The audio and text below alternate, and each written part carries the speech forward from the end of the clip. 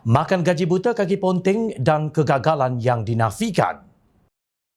PAS Kelihatan terus menafikan bahawa parti itu seolah-olah tidak peduli masalah rakyat di negeri yang diperintahnya seperti isu air, barangan keperluan dan masalah perumahan.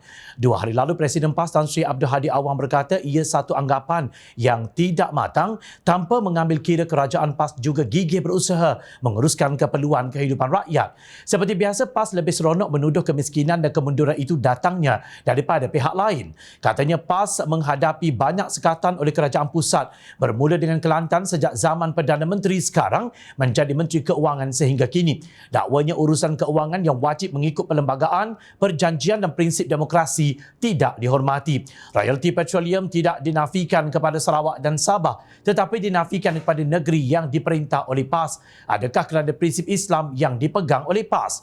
Kini penafian hak ini diikuti pula oleh negeri Terengganu, Kedah dan Perlis yang dilengah-lengahkan dengan pelbagai dalih bukannya dalil.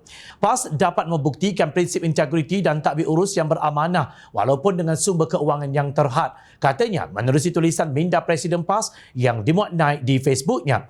Abdul Hadi berkata UMNO dan Barisan Nasional BN pernah memerintah Kelantan pada tahun 1978 hingga 1990 ketika mereka turut menjadi kerajaan pusat. Malah tambahnya, UMNO BN lebih lama memerintah Terengganu dan Kedah pada masa semuanya memiliki kemudahan keuangan. Mengapa masalah itu tidak diselesaikan dan terus berkekalan? Apabila PAS mengambil alih pentadbiran, PAS diperlakukan dengan begitu banyak sekatan atau birokrasi dilengah-lengahkan. Mereka tidak pula melakukan sedemikian kepada Singapura ketika berada dalam Malaysia dahulu dan terkini kepada Pulau Pinang. Ahli Parlimen Marang itu turut memberi contoh apabila PAS bertahun dengan UMNO mencadangkan pindaan Rang Undang-Undang Mahkamah Syariah bidang kuasa jenayah atau RUU 355 bagi memindah hukuman sebatan kepada hukum Islam yang mendidik, bukan sebatan yang menyiksa mengikut Undang-Undang Barat. Sekejap, 1978 hingga 1990 tempohnya hanya 12 tahun. Berbanding ketika ini, Kelantan telah ditadbir oleh PAS hampir menjangkau 33 tahun. Kenapa pula UMNO yang disalahkan Hadi? Masalah air bersih dan kemiskinan di Kelantan bukan salah kerajaan pusat, tetapi kesombongan kalian yang tidak pernah kendur. Dapat duit royalti minyak sebanyak 400 juta ringgit baru-baru ini. Mereka buat apa? Mereka lebih rela menaikkan allowance exco dan berjoli katak dengan membeli kereta Mercedes untuk pimpinan atasan yang menjadi kekesalan rakyat sehingga ke hari ini.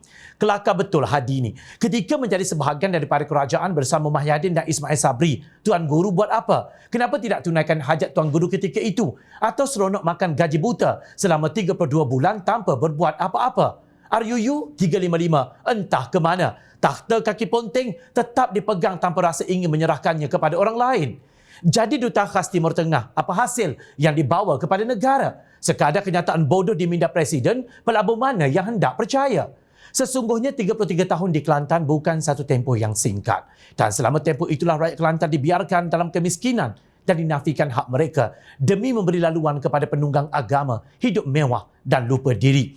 Jangan hanya tahu menyalahkan orang lain jika diri sendiri yang tidak pernah kenal erti ikhlas dalam perjuangan untuk rakyat. Seronok menyalahkan orang lain dengan pelbagai dalil dan hujah kosong yang melalut macam orang lain bodoh sangat. Gajah di lupuk mata tidak kelihatan, semut muncul jelas walau di seberang lautan. Demikianlah antara PAS, Haji Hadi, kaki ponteng, makan gaji buta dan kegagalan yang terus dinafikan.